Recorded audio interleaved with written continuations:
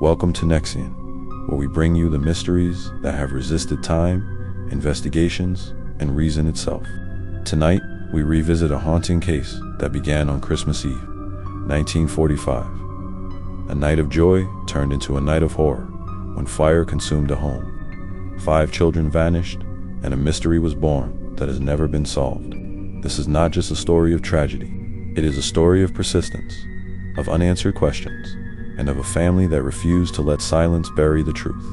For decades, a billboard stood by the highway in West Virginia, reminding travelers of the 5 missing Sodder children. A billboard that asked a simple but chilling question: what was their fate? This is the story of the Sodder children, America's Christmas mystery.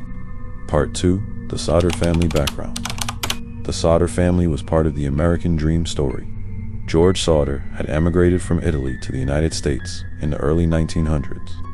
Like many immigrants, he arrived young, eager, and determined to build a better life. By the 1940s, George and his wife Jenny had settled in Fayetteville, West Virginia.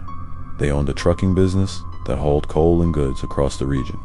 Their hard work made them respected in the community, and they built a large family, 10 children in total, ranging in age from toddlers to young adults.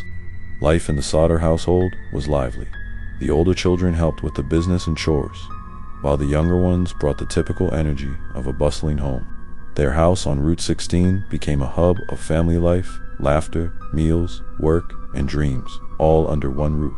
But beneath this American success story lay tensions. George was outspoken in his political beliefs.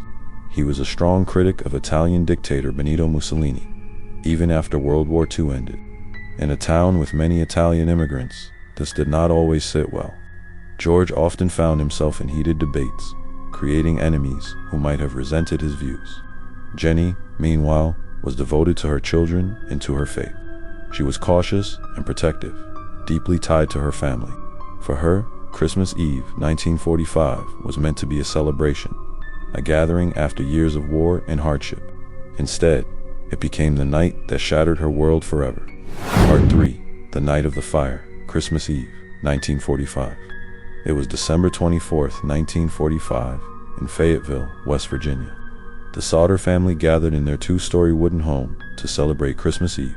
For a family of 12, the atmosphere was warm, noisy, and festive. The older Sodder children had received presents and were playing games. The younger ones were full of energy, staying up later than usual to enjoy the holiday magic. George and Jenny had already retired for the night, but several of the children were still awake, decorating and playing. The timeline of the fire.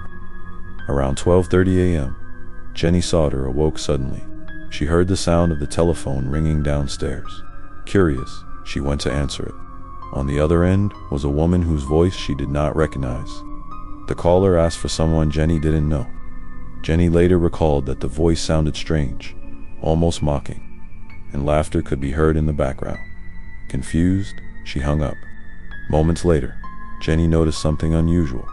The lights were still on and the curtains open, which was odd because the children usually closed the house down before bed. She saw her daughter sleeping on the couch and assumed the others were upstairs. Thinking little of it, she went back to bed. 1 a.m., the fire begins. About 30 minutes later, Jenny was startled awake again. This time, she heard something hit the roof of the house, a heavy thud, followed by a rolling sound. Then came the smell of smoke. Within minutes, flames began engulfing the house. Immediate chaos. Jenny woke George, and together they rushed to gather the children. Some escaped. Sylvia, the youngest, just 2 years old. Marion, John, and George Jr. managed to get out. But 5 of the children, Morris 14, Martha 12, Louis 9, Jenny 8, and Betty 5, were trapped upstairs. George tried desperately to save them. He ran outside to fetch the ladder that was always kept leaning against the house, but the ladder was gone. He then attempted to drive one of his coal trucks close to the house to climb up and rescue the children, but inexplicably, both trucks refused to start.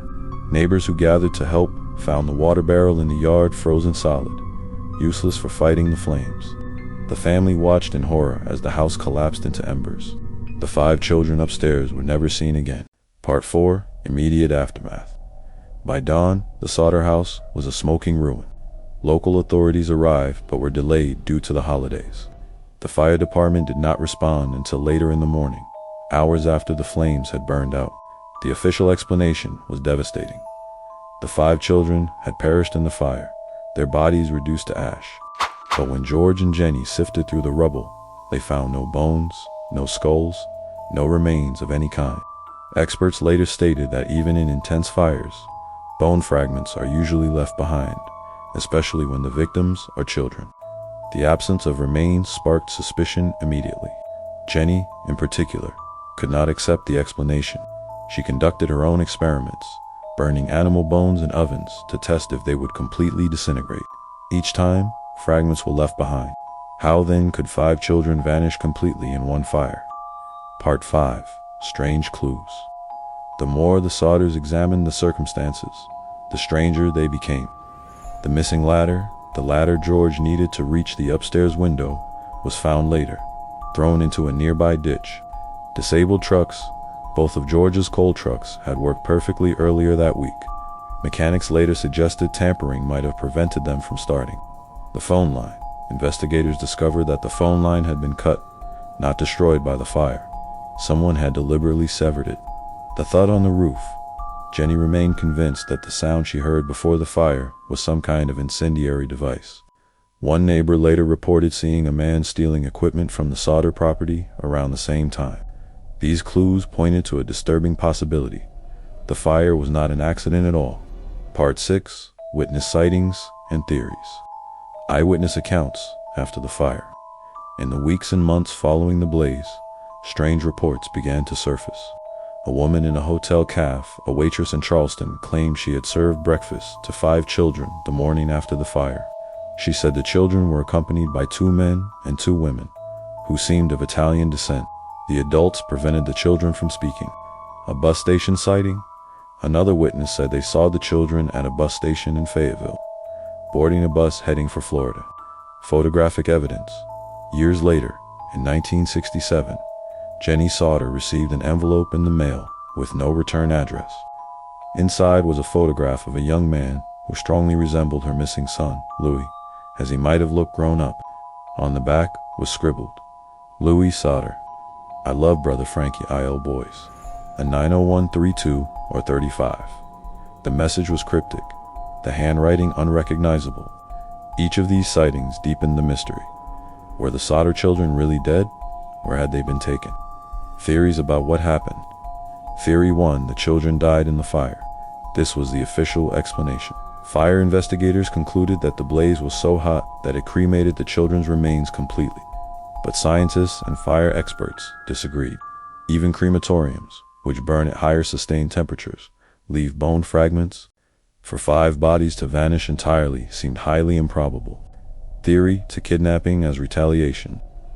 George Sodder was a vocal critic of Mussolini and fascism. Some believed local pro-Mussolini sympathizers, angered by his outspoken comments, orchestrated the crime. The missing ladder, cut phone line, and disabled trucks suggested sabotage.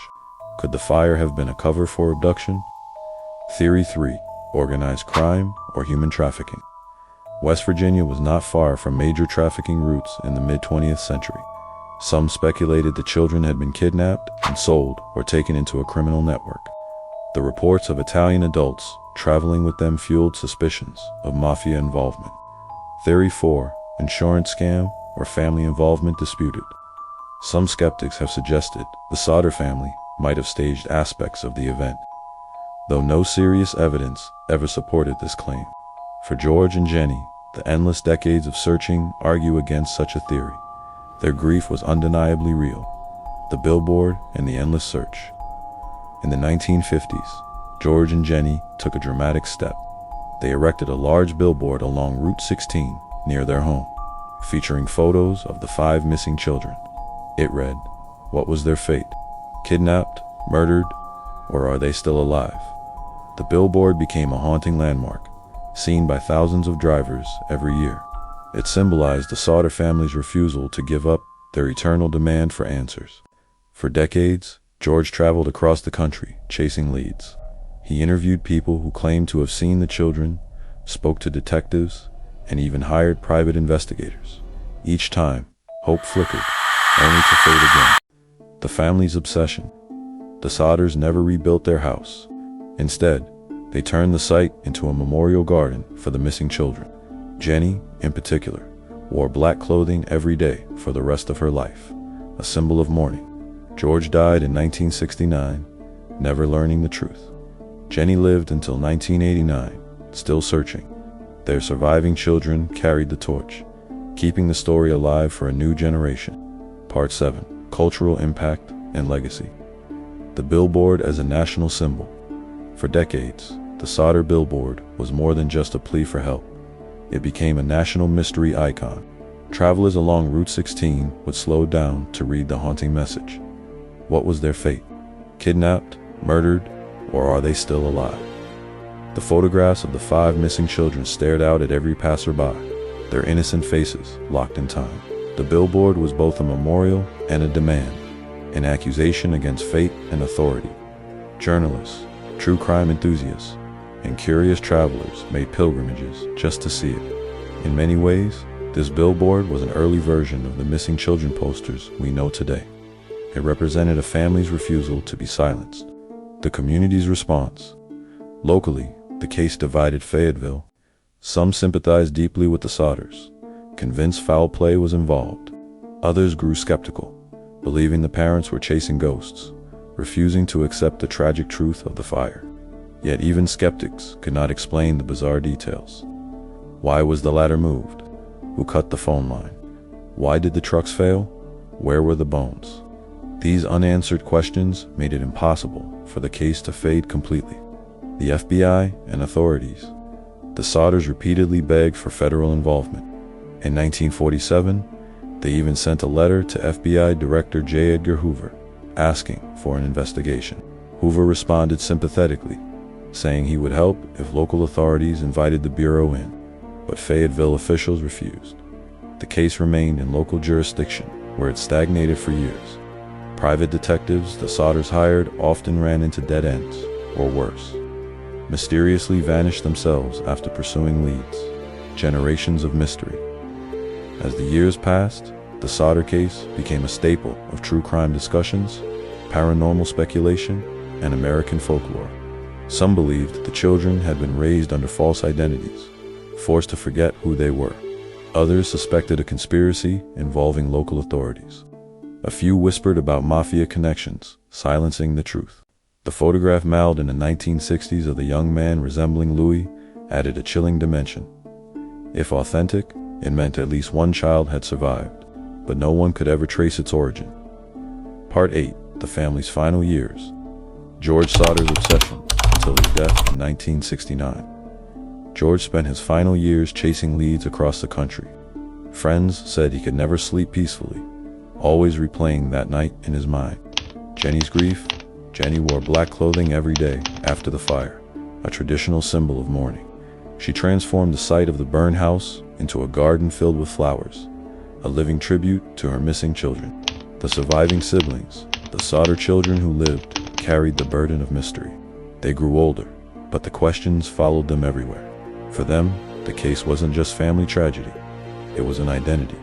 Even into the 1980s, family members gave interviews, pleading for the truth. Part 9. Legacy of an Unsolved Case. The Sodder Children's Disappearance remains one of America's most enduring mysteries. It combines tragedy, crime, conspiracy, and hope into a single unsolved case. In popular culture, the story has appeared in books, documentaries, and countless true crime discussions. Unanswered questions, even with modern forensic science. No definitive proof has ever surfaced to confirm whether the Sodder children died in the fire or were abducted. Cultural memory to this day. The Sodder case is often cited around Christmas as a chilling reminder of how quickly joy can turn to nightmare. Part 10. Closing narration, NEXION style. For decades, the Sodder family searched. They searched highways, cities, bus stations, hotels. They searched the ashes of their home, the faces of strangers, and the words of every witness. But what they found was silence. Silence and a mystery that has never been solved. 5 children vanished on Christmas Eve, 1945. Whether they perished in the flames or were stolen away into the night remains unknown. But one truth endures. Their family never stopped believing that somewhere, somehow, the Sodder children still lived. And so the question remains, what was their fate? Kidnapped, murdered, or are they still alive? This is not just a mystery of the past. It is a story that lingers in the present, haunting every holiday season and every dark road where shadows refuse to answer. This has been NEXION. Thank you for watching.